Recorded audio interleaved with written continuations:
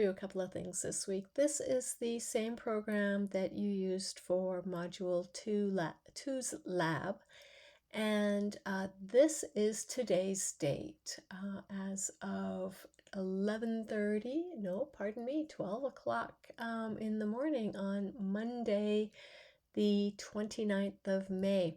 What you're looking at is a massive, massive typhoon that is just about to hit Taiwan. And the typhoon season starts on June 1st. In fact, it's both the typhoon and the hurricane season. And these seasons run from June 1st through to November 1st. And so we're right at the start of these big, big storm seasons. These storms grow more powerful across the summer when the sun is heating up the Atlantic and the Pacific Ocean. Those two bodies of water are storing lots of energy, and the more energy in the system, the bigger the storms are going to get, and the more plentiful the storms are going to get. So because we've got such a massive typhoon occurring right now, even before the formal season starts, tells us that the Pacific Ocean is really warm right now. If we want to take a look at how big this storm is, we can click in here and find some speeds. I know getting out towards here, we're looking at about 144 kilometers an hour. If you take a look to the left of the screen right here, that's where that data comes up.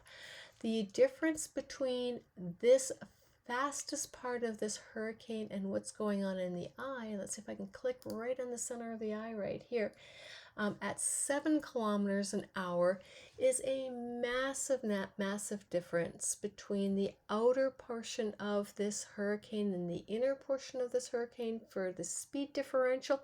That tells us this is really powerful. At 7 kilometers an hour, that is virtually still. There's no marginal air movement taking place right now at that location. And you can really get an idea of how far away all of these winds are coming from that are just being pulled into this low pressure zone, just like a great big vacuum. So we're pulling through here and we're pulling across here and across the Indian Ocean all the way from here. You can really start to see these things speed up and come across the Philippines through here and then into this big storm. So we're looking at a lot of energy being pulled into this environment. I'm going to rotate the globe a little bit just so you can appreciate how big. We're getting a little bit of echo there, but that should probably clear out in a second. There we go. We've got a large body of the earth that sits right here, and a geographer is going to tell you this is a body of water. I know that sounds sort of self-evident, but as humans, we generally think of bodies of land and we think about the earth as terrestrial, but really we're on a water planet. And this is the largest surface area on our earth, is this big water system. So between this large area where you've got lots and lots of water, we know that the water molecule has high latent heat, which means it can store a lot of solar energy. So right now, at the very end of May, we're pulling in a lot of energy to create all this massive movement that you're seeing currently happening here. This particular storm rode the trade winds across and likely started its genesis out here somewhere. And as it moves and gets pushed across the Pacific Ocean with these trade winds, the easterly trade winds across here, it's got lots of contact time with the ocean, and the ocean's feeding it energy, and it's got lots of contact with the atmosphere, which is evaporative moisture that's coming up out of the ocean and then generating these cloud masses that are going to create that storm. The more time you have here, the more opportunity you have for a bigger and bigger storm. So if we take a look right here, we are seeing a little rotation happening at this point. And if we take a look at the speeds, we're looking at about 27 kilometers an hour. So, we're looking at a tropical depression starting to generate here, and this tropical depression will likely manifest into a category 1 typhoon, and it may get larger. So it would be interesting to spend the next couple of weeks and find out, how big this guy's getting, if it dies out, if it generates into a larger storm. If we start to see rotation and it may track northward, it might impact Hawaii up here. So this could get kind of interesting. Now, hurricanes and typhoons are the exact same storm. The difference is that we are using traditional language for this type of storm in the Pacific Islands. These nation states on the eastern edge of the Pacific are whom it called it a typhoon. So we're talking about the state of the Philippines for the most part.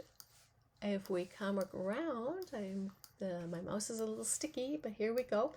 We're looking at the Atlantic Ocean. Then you can see between South America and Africa, this is a much smaller body of water, and because it's a smaller body of water, the probability of storm genesis to be as large as the Pacific typhoon is not as great. So we do have large hurricanes that do impact South America, the Caribbean, and North America, but they're not going to have the opportunity to get as big as the hurricanes do, and as the typhoons do, and we can get something called a super typhoon in the Pacific Ocean.